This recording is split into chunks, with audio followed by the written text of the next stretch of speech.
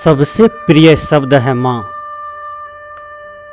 माँ शब्द सुनने में भी अच्छा लगता है और माँ शब्द सुन करके हृदय भी पिघल जाता है। माँ शब्द सुन करके ऐसा लगता है कि जीवन में जो भी प्यासें थी प्यास भी बुझ गया, क्योंकि माँ शब्द अपने आप में पूर्ण है, समुद्र के तरह। माँ तो माँ होती है, पिता तो पिता होते हैं। पिता से 100 गुना ज्यादा दर्जा माँ का दिया गया है। माँ जब गर्भ धारण करती है तो बच्चा पेट में लात मारते हैं।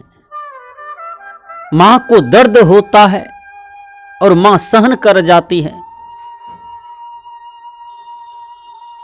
बगल के मायदाएं आती है, तेल से पिछाड़ती है और सही जगह पर लाती है, और बच्चा 5 महीना 6 महीना तक मां के पेट में लात मारते रहती है। वह दर्द मां सहन करती है। उसके बाद जब बच्चा को जन्म देती है फिर भी बच्चा लात मारता है तो मां सहन कर जाती है। जब बच्चा जवान होता है, शादी विवाह कर लिया, कहीं पत्नी की चक्कर में पड़ गया वही बेटा, तो फिर भी मां को लात मारती है। इतना लात मारता है बच्चा, मां सहन कर जाती है, क्योंकि मां समुद्र के तरह अविचल है। बच्चा को आशीर्वाद देती है, फिर भी कामना इच्छा रखती है, हे भगवान यह पुत्र को सदा सुखी रखना, सदा स्वस्थ रखना, इसका समाचार कभी खराब ना हो, इसका समाचार सब दिन अच्छा रहे, इसका जीवन में हरियाली रहे, यह आशीर्वाद मां का रहता है। मां सताने वाली वस्तु नहीं है। मां कोई पत्थर ईटा नहीं है जो कहीं उठा के फेंक दो। मां तो मां है, उसको हृदय में लगा लीजिए, तन मन से सेवा कीजिए। यदि सेवा नहीं करते हैं तो फिर आप पर कर्ज चढ़ जाएगा, मातृ ऋण हो जाओगे, पितृ ऋण हो जाओगे। यदि मां बाप की ऋणी हो गए, मां बाप को कुछ नहीं कर पाए, कुछ नहीं दे पाए, तो संसार में आप कितनों भी भगवान को पूजा कर लीजिए, देवी देवता को मना लीजिए, कितनों कथा करवा लीजिए, दान पुण्य करवा लीजिए, कल्याण नहीं होगा। कल्याण असंभव है, क्योंकि तूने मां जैसे महान आत्मा को ठुकरा दिया, पिता जैसे महान आत्मा को भटका दिया। एक रोड किनारे मां पड़ी हुई थी और भीख मांग करके खा रही थी। कोई पूछे तुम्हारा घर कहां है, कहां की रहने वाली हो, बहुत बूढ़ी हो, इस अवस्था में तुम ये कर्म क्यों करती हो, तो वह रोने लगती थी, लेकिन कहीं से कहीं भीख मांग करके खा लेती थी और सो जाती थी।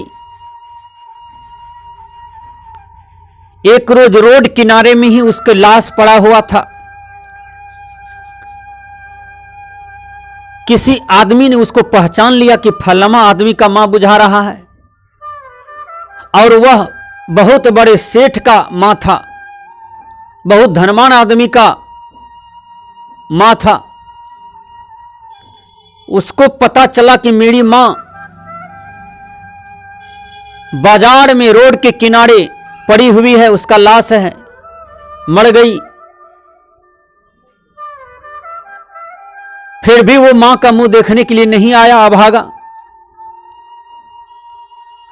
कुछ पंडित लोगों को बुला करके दान दक्षिणा करवा दिया, जो सो करवा दिया। क्या इससे सद्गति मुक्ति मिलती है? कुछ ही दिन में मां का श्राप लग गया। मां जितना रोई वह श्राप लग गया, क्योंकि आप जैसा करेंगे ठीक उसी भाव के अनुसार आपके सामने में कुछ ही दिन में रिजल्ट आता है, परिणाम आता है, फल आता है। आपने गेंदा का फूल लगाया है, उसमें गुलाब कैसे मिलेगा? आपने गुलाब का फूल लगाया है तो वहां चमेली कैसे मिलेगा? आपने बबूल का पौधा लगाया है उसमें आम कैसे मिलेगा? आपने आम लगाया है तो उसमें बबूल का पौधा कैसे मिलेगा आपको? आपने जो लगाया वही मिलेगा। कुछ ही दिन में वह बेटा बहुत बड़ा केस में फंस गया, अंदर चला गया। जो कारोबार था वह बिखर गया। अंदर में ही इतना भयंकर बीमारी पकड़ लिया कि वो मर गए। जब मर गए, जो भी कमाए थे गलत रूप से संपत्ति वो सब लूट लिए। 2 बेटा जन्म लिया, एक गजेड़ी था, एक लेल्हा बोका था। लेल्हा बोका तो मरा हुआ ही होता है, जो गजेड़ी था वो गजा पी के मर गया, सब कुछ चौपट हो गया। इसलिए शास्त्रकार ने कहा दुख देने से दुख होता है, सुख देने से सुख होता है। जो अपनों को नहीं हुआ वह दूसरों को क्या होगा? जिस कोख से हम जन्म लिए हैं उस कोख के बारे में सोचना चाहिए। जिस मां ने जन्म दिया, जिस पिता ने पाला, उसके बारे में सोचना चाहिए कि मैं कितना ऋणी हूं मां बाप का, जो पढ़ा लिखा करके इतना बड़ा उपकार किया, मेरे जीवन को शिक्षा से सजाया, दीक्षा से सजाया, सदाचार शिष्टाचार से सजाया, चलना सिखाया, बोलना सिखाया, इतना स्वस्थ जीवन दे दिया, रहने की जगह दिया, जमीन उपजाने का जगह दिया। क्या नहीं मां बाप देता है एक बच्चा को? हृदय की कलेजा काट करके मांगा जाए मां से तो मां वह भी देने के लिए तैयार रहती है। एक जगह एक मां का बच्चा बीमार था, मां दौड़ी दौड़ी जा रही थी डॉक्टर के पास। मैंने कहा कहां जा रही हो मां जी? कहा डॉक्टर के पास जा रहा हूं। बच्चा कुछ बोल नहीं रहा है, स्वास्थ्य खराब था। और डॉक्टर के पास गई, मां कहती है डॉक्टर साहब जितना पैसा लग जाए मेरे बच्चा को ठीक कर दीजिए, खून भी यदि चढ़ाना पड़े तो मेरा ही खून लगा दीजिए, लेकिन बच्चा को जिंदा कर दीजिए। अब सोचिए मां का कितना हृदय विशाल होता है, कितना हृदय महान होता है। एक बच्चा को जन्म देकर के मां सोचती है कि मैं दुख सह लेती हूं, अभी रोटी का दुख है, कपड़े का दुख है, घर का दुख है, बच्चा बढ़ेगा तो यही बच्चा सब कुछ संभालेंगे, सजाएंगे, संवारेंगे, हमें सुख मिल जाएगा। लेकिन वही बच्चा यदि विपरीत चलने लगे तो हे गॉड, हे परमात्मा, हे खुदा, हे देवी देवता, तूने ऐसी दुर्बुद्धि क्यों दिया? जो मां बाप से भी विमुख होकर के चले, विपरीत होकर के चले। इसलिए भगवान राम के व्यवहार का शिक्षा अपने जीवन में जोड़िए। अपने व्यवहार में राम दशरथ के लिए रोते थे, मां कौशल्या के लिए रोते थे, भाई भरत के लिए रोते थे, अयोध्या के जनता प्रजा के लिए रोते थे। भगवान राम का व्यवहार कितना सारसटिक रहा इस संसार में। उसी व्यवहार में अपने व्यवहार को हम भी संतुलित करें, ठीक राम भगवान की तरह। क्योंकि आप एक परिवार में रहते हैं, सबके साथ जीवन जीते हैं, कुटुंब समाज को लेकर के चलते हैं, इसलिए सबके साथ मिठास व्यवहार हो, बिल्कुल संतुलन हो, पवित्र हो। व्यवहार ही तो आपका परिचय है। सदगुरु कबीर ने एक जगह कहा भजनावली में, हिलमिल रहना दे के खाना, नेकी बात सिखाते रहना। कहीं कबीर सुनो भाई साधो, जपना सदगुरु नाम, नेकी कर ले रे मन, 2 दिन का मेहमान। संत कबीर साहब जी कहते हैं हिल मिल करके रहो, प्रेम में रहो, एकता में रहो, सेवा में रहो। जो तुम्हारा धर्म कर्म है बिल्कुल उस पर जीने का प्रयास करो, यही तो जीवन है। इसलिए मैंने कहा मां शब्द संसार में पूरा है। यदि आपने मां बाप को खोया है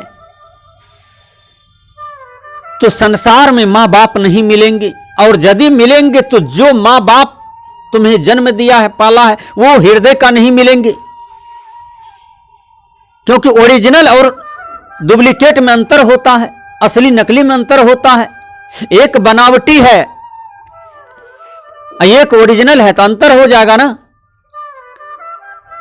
इसलिए मां को हमेशा चरण पकड़ करके प्रणाम करें, शाम सुबह प्रणाम करें और उस मां को मीठी मीठी बात बोलें।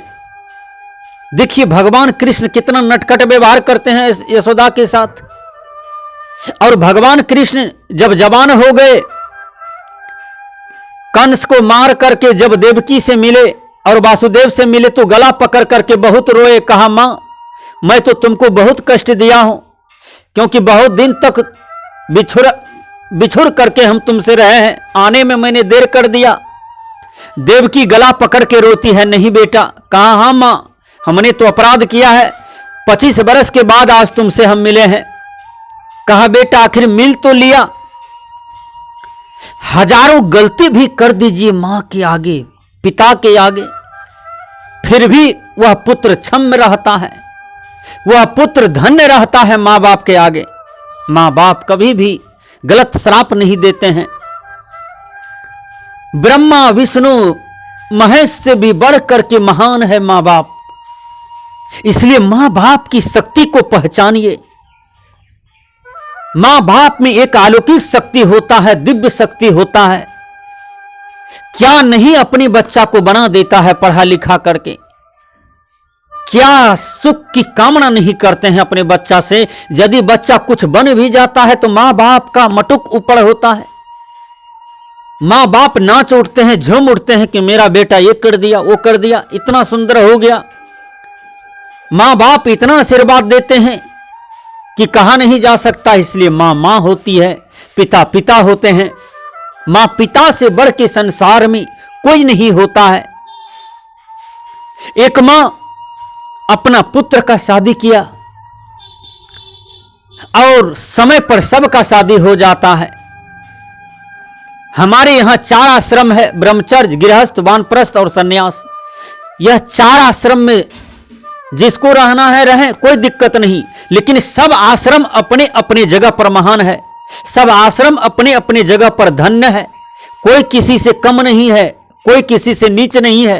सब आश्रम अपने अपने जगह पर परिपूर्ण है।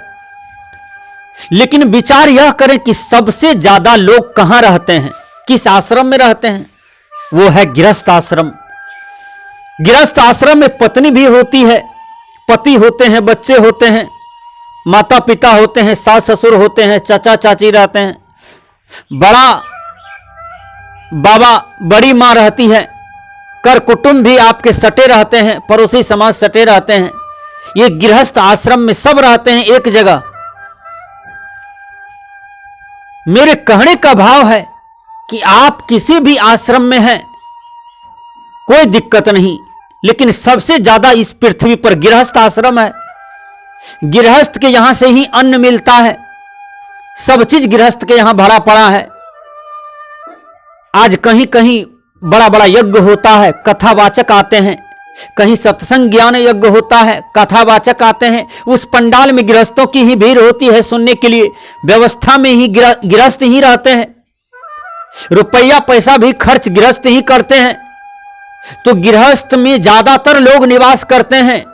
कोई कोई बिरले ही ब्रह्मचर्य आश्रम में, संन्यास आश्रम में, वनप्रस्थी आश्रम में मिलते हैं। ज्यादातर 99% तो 99 से भी ज्यादा गृहस्थ में ही है। विरक्त में बहुत कम है, 2% 1% है। इसलिए कहने का भाव है कि समय पर सबका विवाह हो जाता है। वह भी अपने बेटा का शादी किया, और शादी यह सोच करके किया कि बेटा की उम्र भी हो गया है। घर में बहू है भी नहीं, बेटी चली गई, बहू आएगी सुख देगा। लेकिन बहू तो आई घर में, वह बहू बिल्कुल घमंडी थी, अमीर घर की बेटी थी, बहुत टेढ़ी चाल थी, टेढ़ी मेढ़ी खीर खिलाने वाली।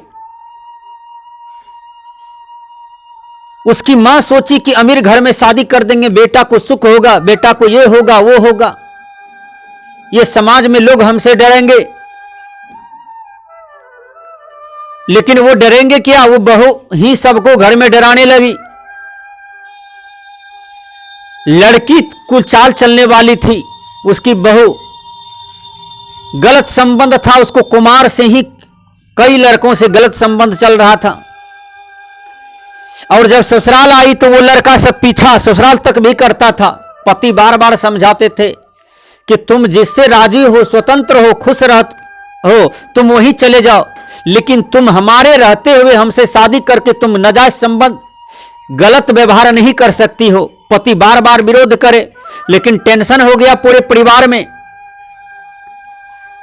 एक रोज किया वह लड़की अपने पिछलग्गू को बुलवा लिया। वो चरित्रहीन लड़की, चरित्रहीन बहुरानी, जिनसे वह प्यार करती थी, 3-4 उचक्के से उसको बुला लिया, 3-4 को, और अपना पति को मरवा दिया। तो विचार करना, ऐसा बेटी को जन्म न दीजिए जो कुमार में ही गड़बड़ हो, शादी करने के बाद भी आपका नाक कटा दे, आपके समाज का बदबू फैला दे। कितना घृणित व्यवहार हुआ, कितना घृणित कर्म हुआ कि अपने पति को मरवा डाला। जिस माथा में सिंदूर रंगाया था, सिंदूर पहनी थी और 7 फेरा ली थी कि जन्म जन्म तक हम तुम्हारे साथ रहेंगे, वो पति को मरवा डाली। अब विचार करो, ऐसा अपयश कर्म संसार में नहीं कराना चाहिए। इसलिए मैंने कहा, और जिसका बेटा को मरवा दिया वो पिछलग्गी, वो चरित्रहीन लड़की, तो वो पति को मरवा करके भाग गई। वो 3-4 उचाके के साथ देश विदेश चले गया, मां बाप का भी नहीं हुआ। अब विचार कीजिए उसका मां बाप पर क्या गुजरता होगा, जिसका बेटा को मरवा दिया, जिसका घर उजरवा दिया। तो कहने का भाव है कि बेटी को हम जन्म देते हैं तो बेटी को देवी बना दें, लक्ष्मी बना दें, सरस्वती की तरह बना दें, संस्कारी बना दें। हमारी बेटी है, वो बदचलन हो रही है, कुचाल चल रही है, इसको हम देखते हैं। हमारी बेटी है, वो मोबाइल से किसी लड़के उचक्के से बार बार बात करती है, हंसती है, बाजार घूमती है, किसी लड़कों के साथ में बाजार टहलते हैं, अनावश्यक लड़कों के साथ आती है, जाती है। यह सब हम घर के मालिक हैं, रात दिन देखते हैं। समाज में नाक वही बेटी कटवाती है, परिवार में वही बेटी कटवाती है। इसलिए बेटी को हम जन्म दिए हैं तो बेटी को बढ़िया संस्कार दें, शिक्षा दें, क्योंकि बेटी 2 कुल को तारती है, एक ससुराल एक नहरा। बेटी को जन्म दे करके हमारा जीवन धन्य हो जाए, हम ऐसा संस्कार, ऐसा शिक्षा दें।